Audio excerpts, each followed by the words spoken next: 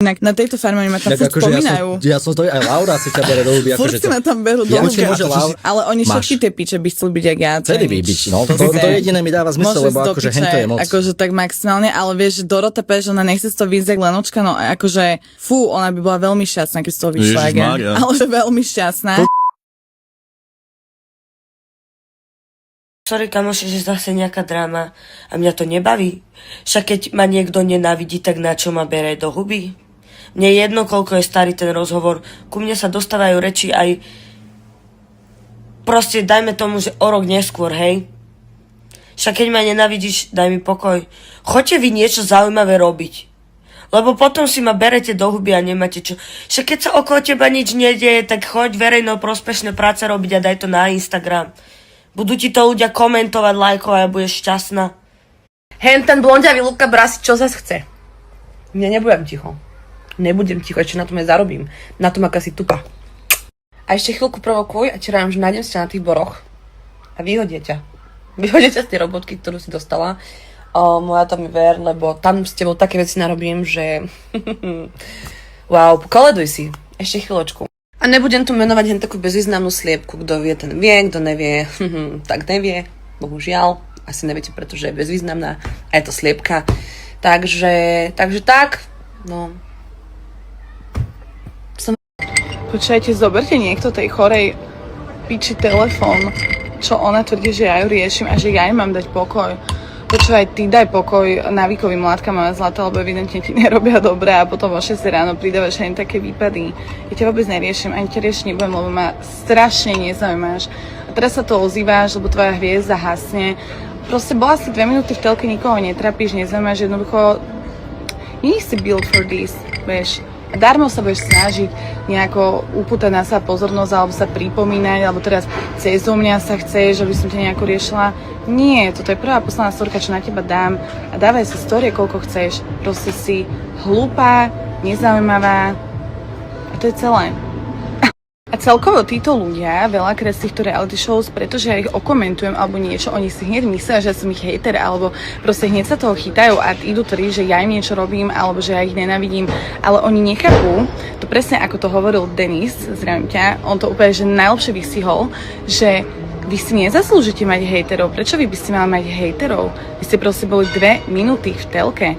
O hejteroch môže rozprávať niekto, kto tu je dlho, kto tu niečo dosiahne a nie nejakí kokoti, čo idú proste do reality show.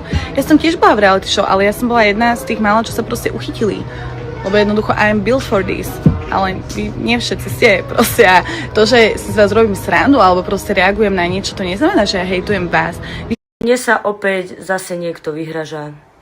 Nadáva mi do sliepok. A ja vám niečo poviem, hej, čo som nepovedala takto ešte na verejných sieťach. Pani M, keď mi nadávala na farme, že som pi, tak jej na to vravím, že pi je tá, čo ťa ráno obúva. Viete, čo mi na to ten človek povedal? Že ja sa ráno obúvam sama. Ja neviem, asi by som chodila do školy, alebo ja neviem, čítala knižky, alebo ja neviem, nejako rozširovala svoju inteligenciu a potom by som urážala niekoho do sliepok.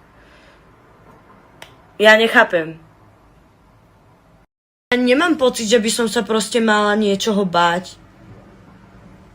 Ja neviem, ako... Takto, vy nemáte asi predstavu, ako žijú zdravotníci, alebo že čo my obetovávame ľuďom. A potom príde niekto, kto sa proste, ja neviem, reálne sa predá samu seba a seba hodnotu. A mne proste ide taký človek, vieš, ja viem, že mám na to kašľať, ja aj na to kašlem, ale proste tam padajú také slová a mňa to mrzí. Že prečo by si mala nabiehať ku mne do roboty a robiť tam rošambo a neviem. Však nábehni, nech sa páči, radi ťa privítame. Napriek tomu, že si mi ublížila zle, rada by som... Takto, nechcem povedať. Ošetrila by som ťa bez toho, aby som ti niečo urobila. Ja som není sociopát, ja veľmi rada sa starám o ľudí. Aj napriek tomu, že si na mňa hnusná, tak by som ti podala 100% špičkovú starostlivosť, takisto aj moji kolegovia. A práve preto robím to, čo robím. Lebo napriek tomu, že by mi aj niekto ublížil, aby som si nedovolila, túto by mi srdce nedovolilo človeku ublížiť alebo ubližovať. To, že niekto do mňa skáče, jasné, proste ja som není človek, ktorý šúcha nožičkami a prihliada na to, že mu niekto nadáva. Bohužiaľ, som taká povaha, hej. Asi to iné ani nebude. Proste keď niekto do mňa skočí, tak automaticky mám právo aj chuť sa obhájiť. Ja inak pozdravujem Lenočku a pozdravujem aj Mišku. Choďte sa baviť takto s vlastnými rodičmi, alebo im ukážte normálne, ako komunikujete s ostatnými ľuďmi. Ja neviem, podľa mňa sa to nepatrí. Až takto eskalovať. Že zoberte tej piťmi niekto telefón. Počúvajte, vám niekto zobral mozog a tiež to hovorím? Nehovorím. Telefón si nechávam a budem tu grcať ďalej na vás. Lebo ste škaredé a normálne vám to nedarujem, lebo ste škaredé a urážate ľudí normálne na internete, či už som to ja alebo ostatní. To sa nepatrí, dievčatá, to je normálne, v škôlke vás toto učili, na základke sme sa to učili, rodičia nás to učili. Kde je chyba? Čo nechápete? Čo nechápete? Do školy treba znovu ísť. Alebo znovu čítať knižky, alebo normálne šlabikár vám kúpi. Okrem toho, čo som vám urobila? Ja hovorím vždy len pravdu, to, čo ľudia vedia a vidia. Ja nehovorím klamstva, ale vy na čo sa zmôžete, ty pí, ty kú, ty sliepka, ty